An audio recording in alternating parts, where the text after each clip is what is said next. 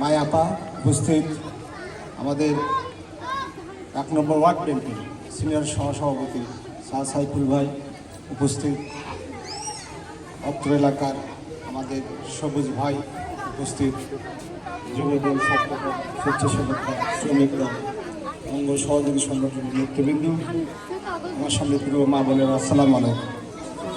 আপনারা সবাই কেমন আছেন? আমাদের প্রধানমন্ত্রী, আপনারা যাকে প্রধানমন্ত্রী বানিয়েছিলেন ভোট দিয়ে, তিনি আপনাদেরকে সালাম দিয়েছেন। আপনারা কেমন আছেন? আপনারা ভালো আছেন তো?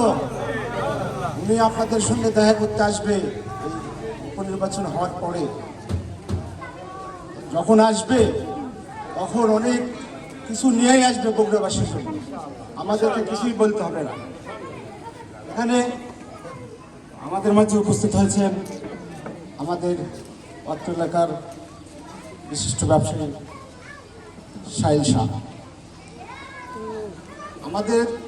ওনাকে কিছু বলতে হবে না আমাদের জন্য, উনি বগুড়ার জন্য স্পেশালি আলাদাই চিন্তা ভাবনা করেছেন।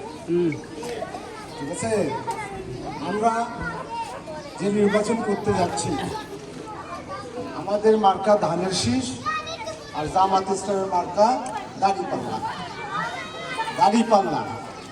এদের অনেক পরিস্থিতি আছে, যে পরিস্থিতি আপনারা এই বয়সী ছেলেপেলেরা তারা জানে না।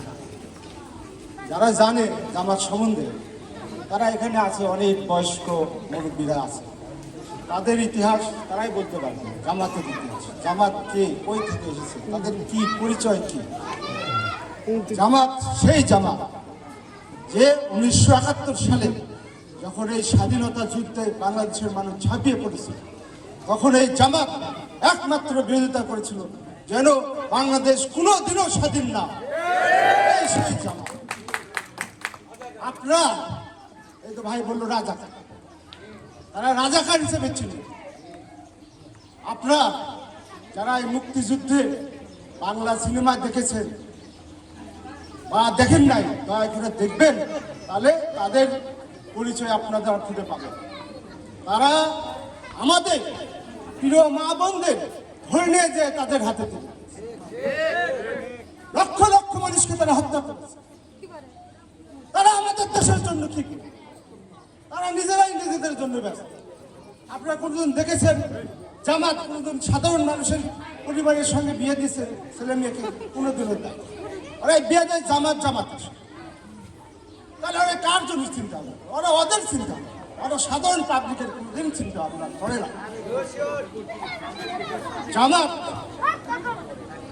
আজ যে জামাত এই দাড়িপাল্লা নিয়ে যে বগুড়ায় আমাদের ধানের শীষ প্রতীকের সঙ্গে যে লড়াই করছে,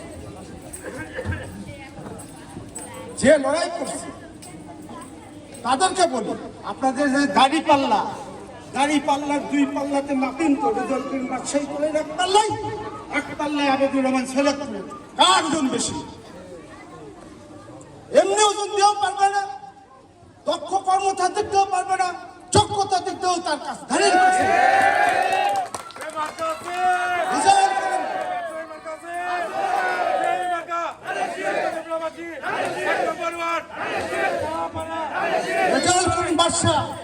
এক সময়কার তুখোর ছাত্র নেতা, সে ছাত্র দলের সভাপতি ছিল, শহর বিএনপির নেতা ছিল, জেলা বিএনপির সাধারণ সম্পাদক ছিল, জেলা বিএনপির পর 2 বার সভাপতি ছিল, দেশনেত্রী বেগম খালেদা জিয়ার প্রতিনিধি করেছে।